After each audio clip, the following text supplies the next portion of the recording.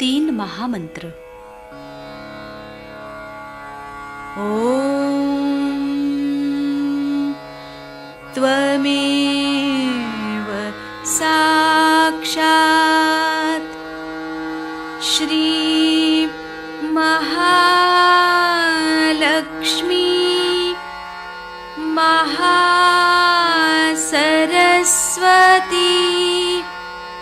महाकाली त्रिगुणात्मिका कुण्डलिनी साक्षात् श्री आदिशक्ति माताजी श्री निर्मला देव्यै नमो नमः। ॐ त्वमेव साक्षात् श्री कल्की साक्षात् श्री आदिशक्ति माताजी श्री निर्मला देव्यै नमो नमः। ॐ त्वमेव साक्षात् श्री कल्की साक्षात् श्री सहस्रार स्वामिनी मोक्षप्रदायिनी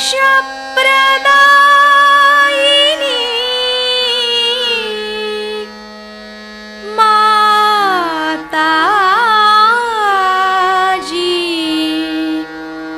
श्री निर्मला देव्यै नमो नमः। श्री गणेश मंत्र। ॐ त्वमेव साक्षात् श्री गणेश साक्षात् श्री आदिशक्ति माताजी श्री निर्मला देव्यै नमो नमः।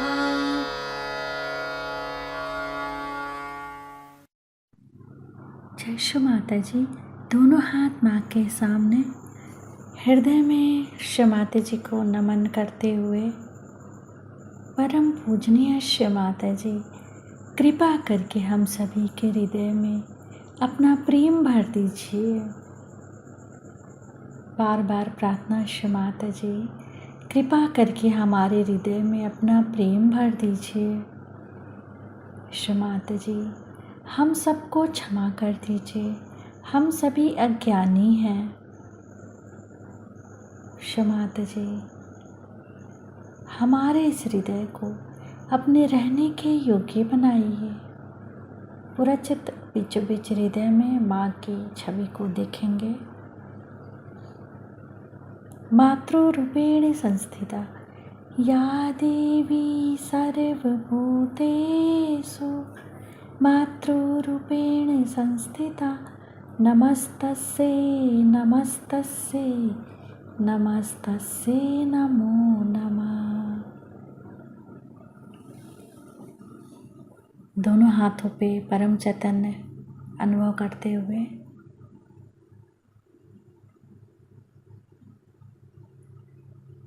अपना संपूर्ण चित्त राइट नाभि पे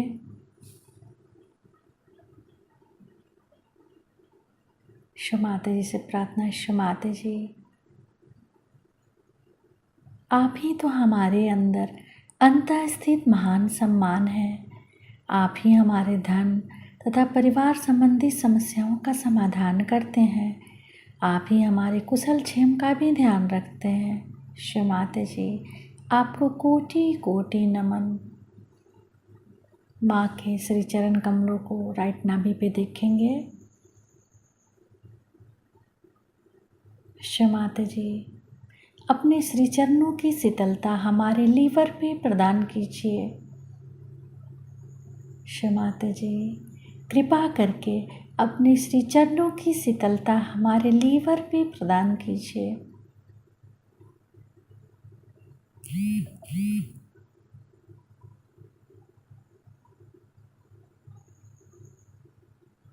श्री माता जी, आप ही तो राजलक्ष्मी भी हैं, आप ही श्री राज राजेश्वरी भी हैं।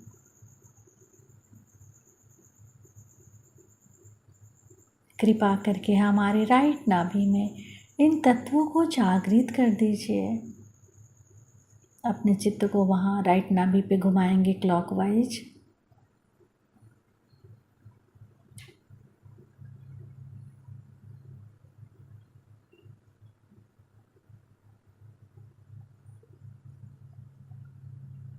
श्री माता जी, कृपा करके हमारे लीवर में श्री चंद्रमा की शीतलता, श्री हिमालय की ठंडक दीजिए। मंत्र ओम त्वमेव साक्षात् श्री चंद्रमा साक्षात् श्री हिमालय साक्षात् श्री आदि शक्ति माता जी श्री निर्मला देव्यै नमो नमः। धीरे धीरे अपने संपूर्ण चित्त को राइट हृदय, राइट विशुद्धि, राइट आज्ञा, सहस्त्रार पे माँ को देखेंगे, श्री माता जी को देखेंगे।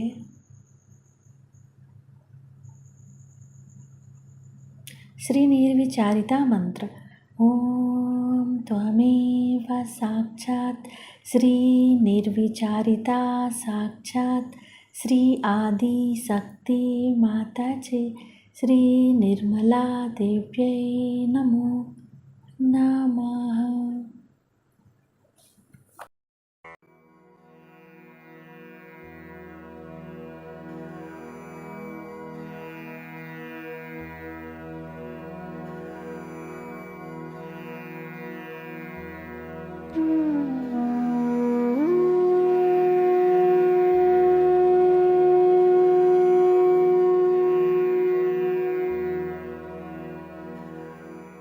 आज हम लोग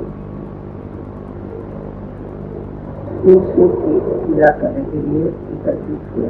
शिव जी के लिए कहा जाता है कि वो बहुत सरल है और एकदम भोले हैं, इसीलिए उनको जानना बहुत कठिन है।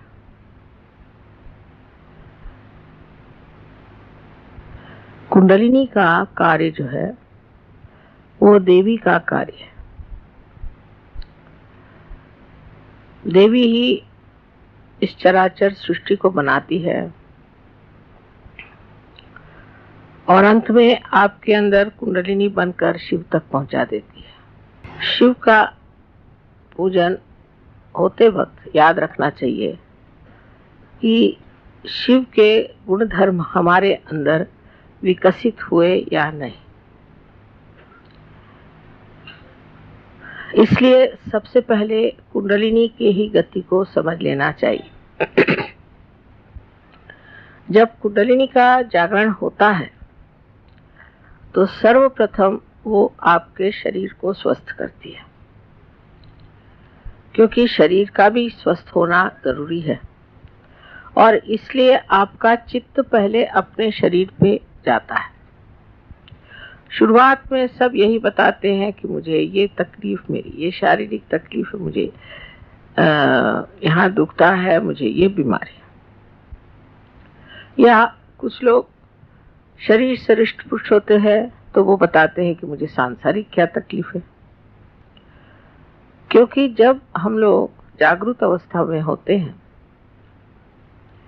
तो हमारा चित्त इन सब चीज़ों की तरफ आकर्षित रहता है और इससे हम लोग काफ़ी तकलीफ में रहते हैं। जैसे जैसे आप सहयोग में आएंगे, आप यही पाएंगे कि लोग पहले अपने शरीर की या अपने सांसारिक चीज़ों की या मानसिक स्थिति की ही चर्चा करते हैं। इसलिए पहले ये व्यवस्था की गई थी कि शरीर को पूरी तरह से त्याग दिया जाए, यानी उसके तरफ ध्यान न देना चाहिए और उसको कष्ट देना चाहिए। अगर आप पलंग पे सोते हैं तो आप नीचे उतर के फिर तख्त पे सोइए, फिर तख्त से आप फिर चटाई पे सोइए, फिर आप जमीन पे सोइए, फिर आप पत्थर पे सोइए, फिर आप दलदल में सोइए। ऐसे अनेक तरह से शरीर को पक्का बनाया जाता था, जिससे शरीर बाद में कोई तकलीफ न दे।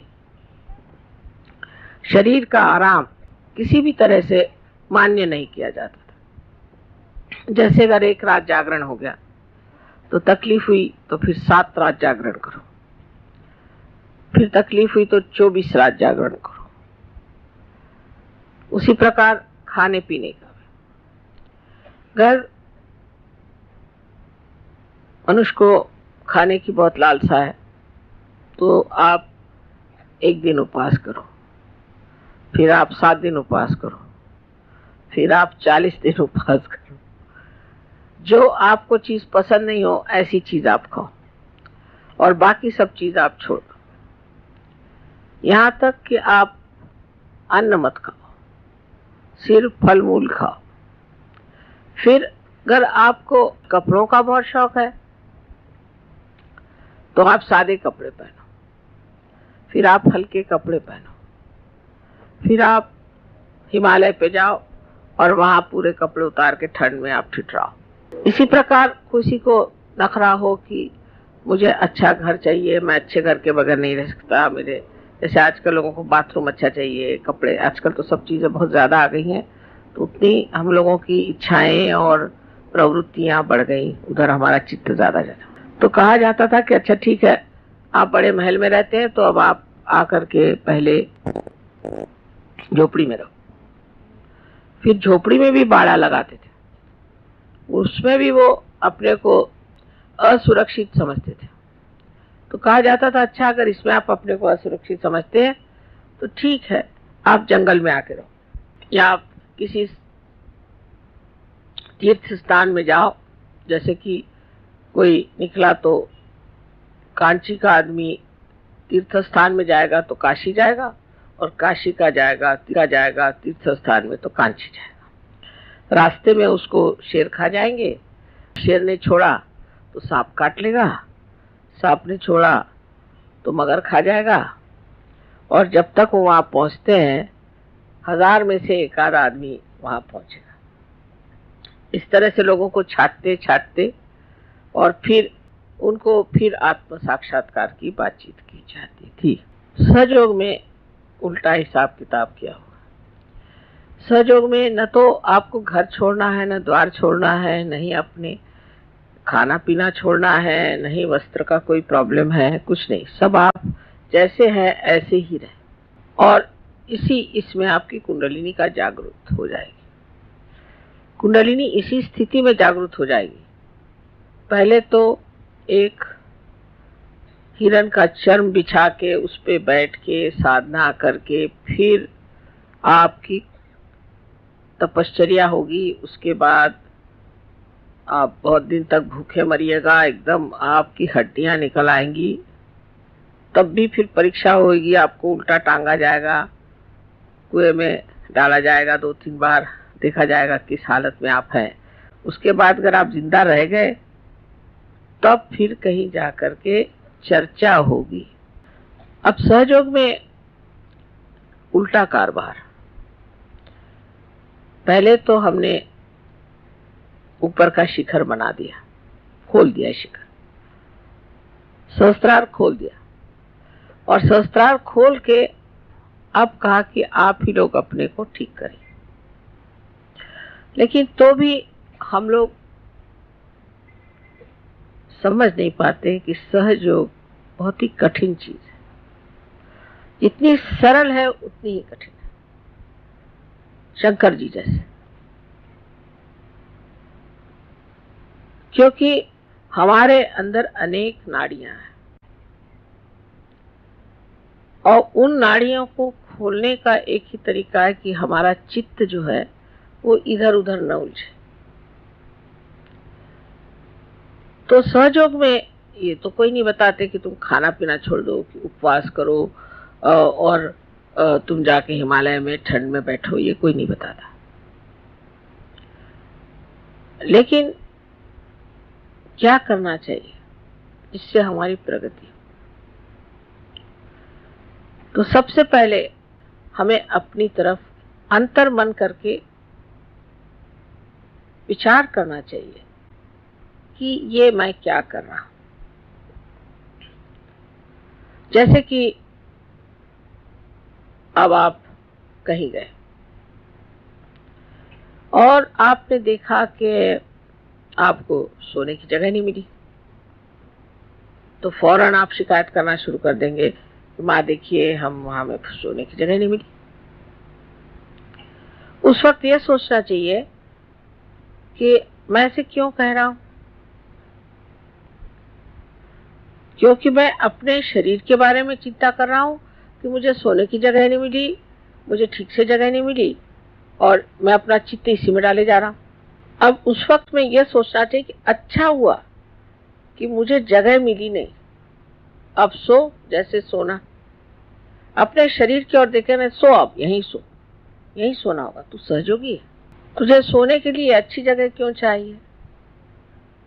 दुनिया में कितने लोग हैं रास्ते पर सो जाते हैं। तू कौन बड़ा भारी हो गया कि तुझे सोने के लिए अच्छी जगह चाहिए? और लोग तो खड़े खड़े भी सो जाते हैं। तू खड़े खड़े क्यों नहीं सोता? और फिर सोना भी क्या जरूरी है? अपने को समझता क्या है तू? ऐसे अपने शरीर से प्रश्न पूछना चाहिए। एकदम आफत आ जाए अगर कोई एक बार खाना न खाए तो। मैंने देखा है, आफत आ जाती लोगों पर अगर एक बार खाना न मिले। अगर एक दिन खाना नहीं मिले तो बहुत अच्छा सोचना चाहिए, अच्छा हो गया, अब मैं देखता हूं तुझको क्या होता है तेरा, तू मर जाएगा क्या? ऐसे शरीर को धिक्कारना चाहिए, खुद ही अपनी तरफ से शरीर को धिक्कारना चाहिए। अब जैसे आजकल तो बहुत ही ज्यादा शरीर के चोचले निकल है।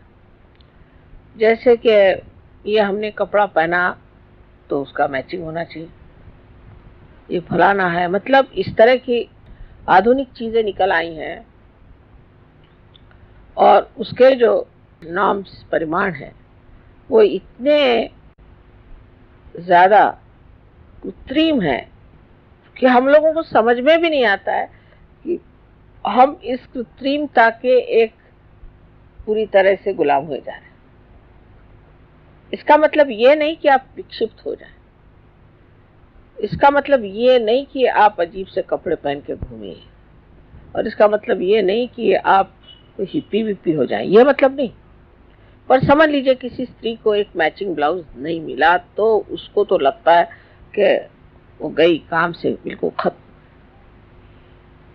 पहले जमाने में कोई मैचिंग पहनता ही नहीं था। अब अगर उसके मैचिंग फिर वो स्वेटर नहीं मिला तो फिर तो समझ लीजिए कौन देखता है आपको क्या पहने न पहने।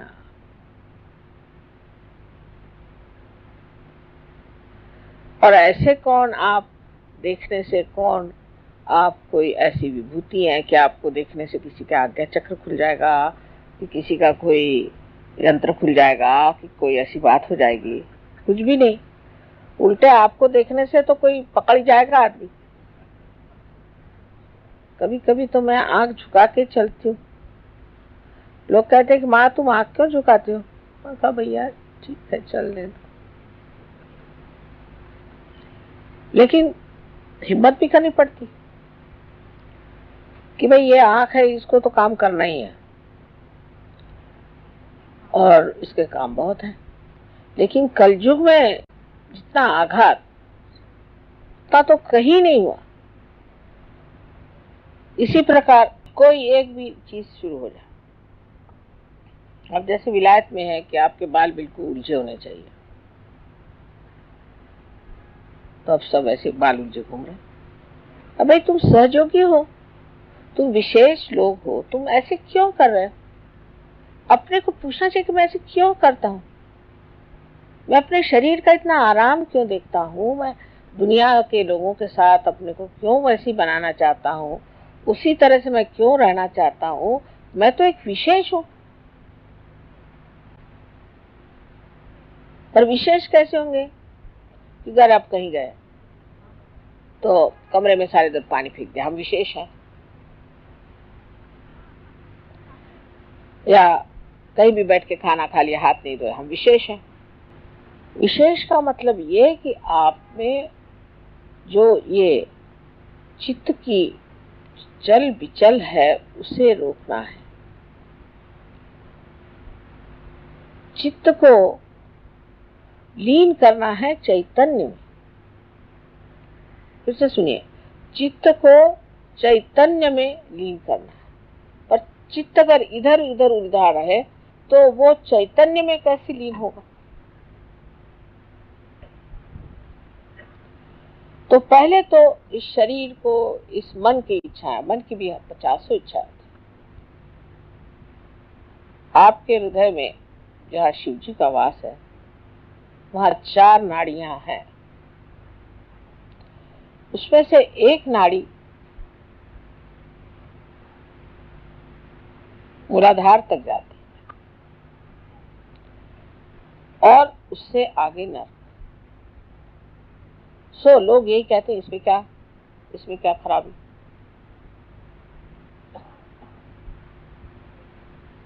लेकिन आप सहयोगी हैं, अब आप नर्क काहे को जा रहे हो बाबा? आपका रास्ता बन गया, आप नर्क की ओर क्यों जा रहे हैं? तो अपने और चित्त में ध्यान देना चाहिए कि मुझे ये वासना क्यों है मेरे अंदर, क्यों, कहाँ, किसलिए, जो मुझे नर्क की ओर ले जा रहे। मैं तो एक कदम ऊपर रखे हुए हूँ और एक कदम कब्र में रखा हूँ। तो या तो कब्र में बैठ जाओ या ऊपर ही रह लो। ऐसी जो लटकी हुई स्थिति है, तो अब चित्त जो है उससे कहना कि तू कहाँ भाग रहा है, नर्क के तरफ जाना चाहता है क्या?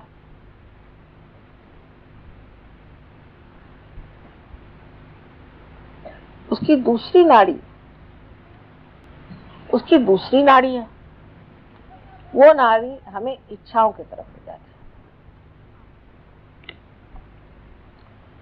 इसीलिए बुद्ध ने साफ साफ कहा था कि कोई सी भी इच्छा करना यही हमारे मृत्यु का कारण है। इसीलिए हम बुढ़े भी हो जाते हैं और इसीलिए हम बीमार करते हैं, क्योंकि हमें इच्छा होती है। इसलिए डिजायरलेसनेस होनी चाहिए, इच्छा हमारी बिल्कुल खत्म हो जाए।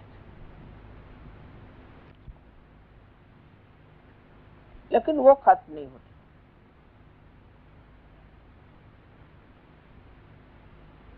एक शुद्ध इच्छा मात्र रहनी चाहिए। वो कैसे हो?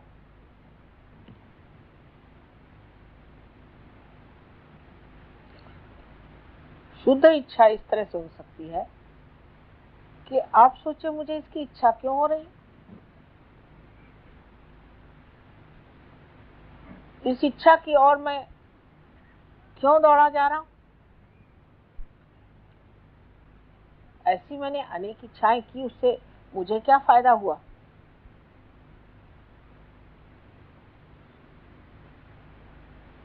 तो जो कुछ भी मिला है उसी में आनंद मान लेना ही एक सहयोगी का कर्तव्य। तब ये हुआ, किसी को इच्छा हुई कि मैं माँ के बिल्कुल सामने जाकर, या किसी को इच्छा होती कि हम पहले वहां जाकर खड़े हो जाए। ऐसी इच्छा क्यों हुई? क्योंकि अज्ञान में ये नहीं जाना माँ हर जगह, कहीं जाने की जरूरत क्या। तो शुद्ध इच्छा की जब आप इच्छा रखें, तो जब कुंडलिनी चढ़ती है तो ये जो इच्छा की नाड़ी नीचे की तरफ मुड़ी हुई है वो ऊर्ध्वगति उसको हो जाती है,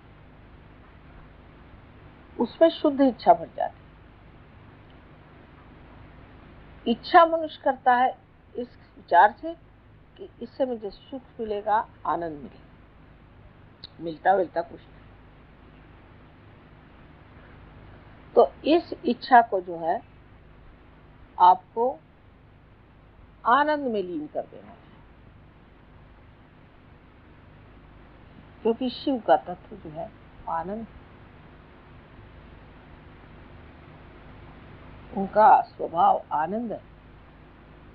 इसलिए हर एक चीज में आनंद खोजना चाहिए,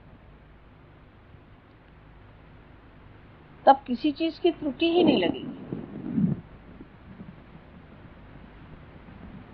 दोष देखना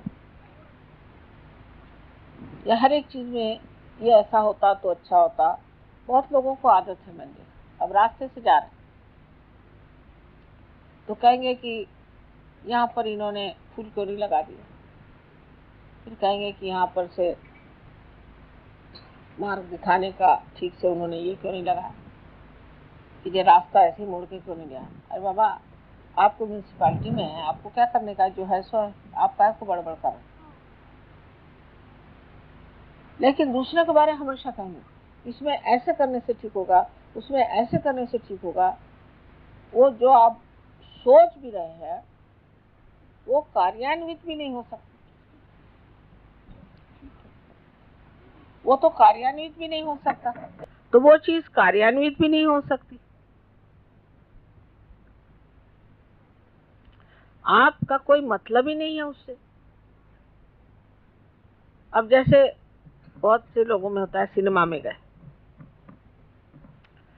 तो उसमें कोई सीन दिखा रहे कि एक आदमी जा रहा है और अब वो किसी पहाड़ी से गिरने वाला है, तो लोग कहेंगे अरे अरे कहाँ जा रहे हो, तुम गिर जाओगे। वो तो सिनेमा में जा रहा है, वो कोई तुम्हारी बात सुन रहा है क्या। उसी तरह से हर एक चीज का ठेका लेके बैठते हैं, और इस तरह से अपनी बुद्धि में भी पूरी तरह एक विचारों की श्रृंखला बना लेते। लेकिन जो कुछ आप देखते हैं वो देखना मात्र हो, देखना मात्र, तो निरीक्षण हो जाता है। एक कटाक्ष में भी निरीक्षण हो जाएगा और चित्र सा आपके अंदर बन जाएगा।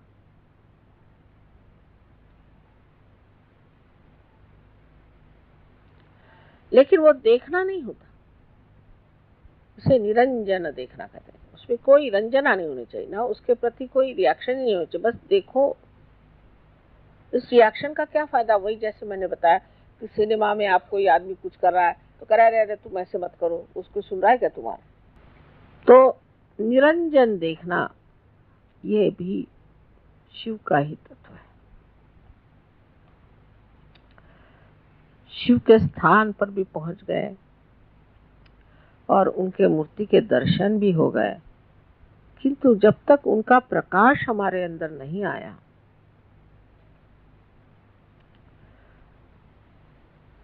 तो सब व्यर्थ ही है। अब तीसरी नाड़ी है, उसमें प्रेम उभरता है। प्रेम मारे मेरा बेटा, मेरी बहन, मेरा भाई, मेरा बाप, मेरा पति, ये सब दुनिया भर की रिश्तेदारी। इसमें भी बहुत लोग उलझे रहते हैं। सहयोग में आने के बाद भी मैं सालों तक देखती हूँ कि वो छूटता ही नहीं उनका, वही बातें, वही बातें। जब देखो तो मैं तो भागती हूँ, अरे बाप रे आए फिर से। मेरे भाई का ऐसा हुआ तो मेरे बहन का ऐसा हुआ, तो मेरा फलाना ऐसा तो ठिकाना ऐसा, मेरे लड़के ने ऐसे किया तो लड़की ने ऐसे किया। अब ये कहना कि ये रिश्तेदारी वृथा है तो ये तो बात ठीक नहीं। तो ऐसा ममत्व कि अपने बच्चों के लिए आप किसी को मर्डर भी कर दें, किसी को खत्म भी कर दें, कुछ भी कर सकते हैं इस ममत्व के लिए। कोई पत्नी के लिए, कोई प्रेयसी के लिए, तो कोई पति के लिए। तो इस कदर उसमें आदमी अपने जीवन को व्यर्थ करता है और उसके बाद देखते हैं कि जिनके लिए इतना किया वही आपके दुश्मन है, वही आपको सता रहे हैं, सबसे ज्यादा दुख वही दे रहे हैं। और आपको और भी ज्यादा दुख इसलिए होता है कि इन्हीं के लिए हमने इतना किया और इन्होंने हमारे लिए किए। अगर किसी के ऊपर जरा सा उपकार किया और उन्होंने आपको तकलीफ दी तो और भी दुख लगता है कि बाबा इसके लिए इतना करने पर इसने ये किया।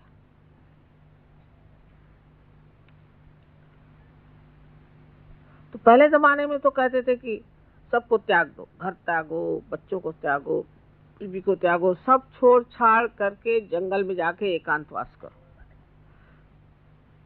सहयोग में ऐसा नहीं। सहयोग में यह है किसी को नहीं त्यागना है, सबको अपनाना है। क्योंकि सहयोग एक व्यक्तिगत कार्य नहीं कि आप जाके एकांत में बैठ गए और तपस्या की और बड़े ऊंचे हो गए तो क्या फायदा हुआ, आप अवधूत बन गए तो क्या फायदा हुआ। हाँ ठीक, एक ऐसा आदमी हो तो अच्छे भाषण दे सकता है,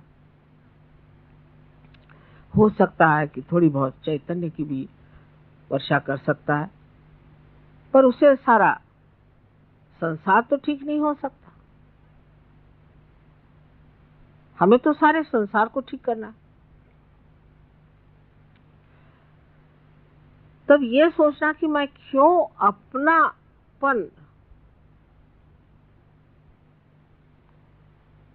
सिर्फ थोड़े ही सीमित लोगों में रखता हूं।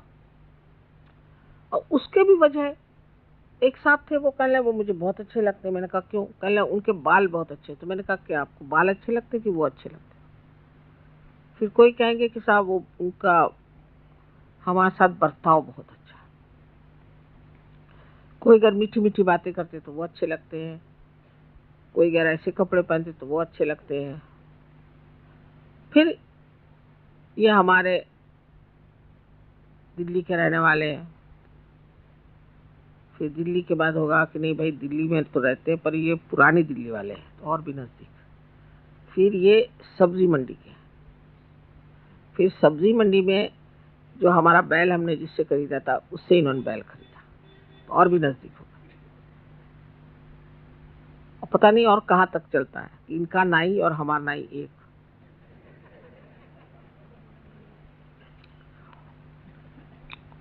और बड़े गले मिलेंगे, वाह वाह वाह। नहीं तो ये बम्बई वाले हैं, दिल्ली वाले हैं, ये फलाने हैं, ये ठिकाने हैं, ये। अरे आप अब विश्व के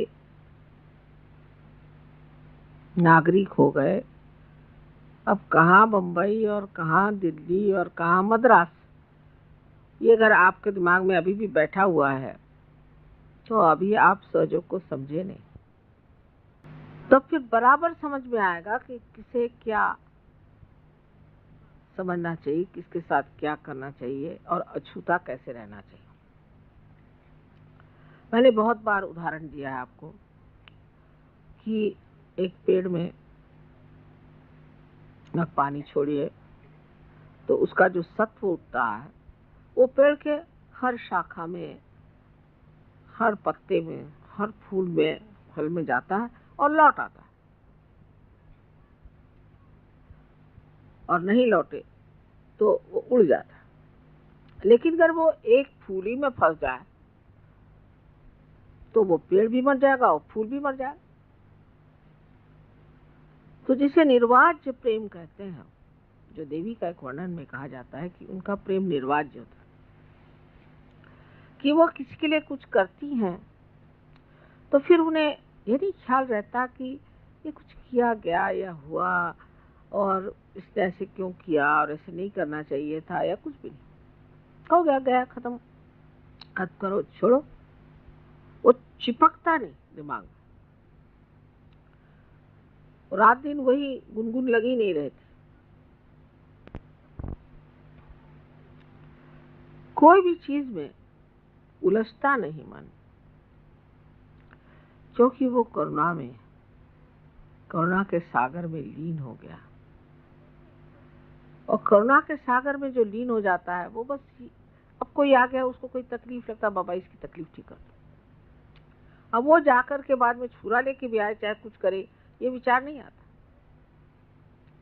तकलीफ है ना, अब ठीक कर दीजिए, इनको ये परेशानी ठीक कर दीजिए। हालांकि मैं जानती हूँ कि कोई कोई परेशानियों में कोई अर्थ नहीं है, लेकिन तो भी बहुत गंभीरता से उसको सुनती हूँ कि भाई क्या परेशानी बताओ, हाँ फिर ऐसा है तो फलाना है। छोटी छोटी चीजें भी कोई बताए।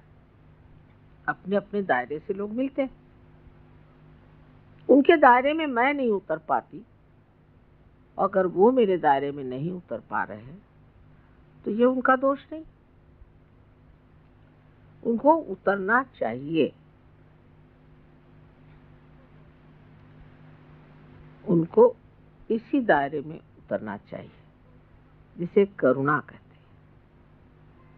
करुणा करुणा के लिए होती है, किसी काम से, किसी वजह से, किसी मतलब से, किसी रिश्ते से नहीं होती। कोई होगा बड़ा आदमी, कोई होगा छोटा आदमी, कोई होगा रास्ते पे पड़ा भिखारी, कोई भी हो। करुणा ऐसी चीज है कि वो, जैसे कि कहीं आपने देखा है कि समुद्र है, कहीं भी गड्ढा हो जाए उस पानी भर देगा, कहीं भी कोई त्रुटि हो उसको भर देगा। इसी तरह से करुणा का स्वभाव ही है कि उससे देखा इनको तकलीफ, अच्छा चलो इसके आंसू पोंछ दो, उसके आंसू पोंछ दो, उसकी तकलीफ निकाल दो। वो इसलिए नहीं कि कुछ उससे मांगना है, लेना है, ये मतलब नहीं, वो सिर्फ इसीलिए कि वो स्वभाव ही है। पानी का स्वभाव, सागर का स्वभाव, तो वो स्वभाव होने के लिए, स्वभाव भी शब्द कितना सुंदर है। स्व माने आत्मा और आत्मा का भाव। जब वो आत्मा का भाव आपके अंदर आ जाए, सिर्फ करुणा, फिर ये सब चीज टूट जाएगी कि दिल्ली रहने वाले, बंबई रहने वाले, फलाना ठिकाना, कुछ याद नहीं रहेगा, उसका महत्व नहीं रहेगा। और हर आदमी क्या है वो जरूर आपको याद रहेगा कि ये कौन है, इनकी कौन सी तकलीफ है, एकदम देखते ही याद आ जाएगा। नजर आपकी कहाँ गई? नजर ये कर ढूंढ रही है कि ये दिल्ली वाला कौन है और फलाना कौन है और कलकत्ते वाला कौन है। अगर ये नजर आपकी ढूंढ रही है कि ये करुणा कहाँ बह चली जा रही, किसके ओर जा रही भाई, किसके ओर खींच रही मुझे, तो पता होगा कोई दुखी आदमी है। कोई साधक, बहुत बड़ा साधक होता है, एकदम हृदय खींच जाना चाहिए उस आदमी की तरफ।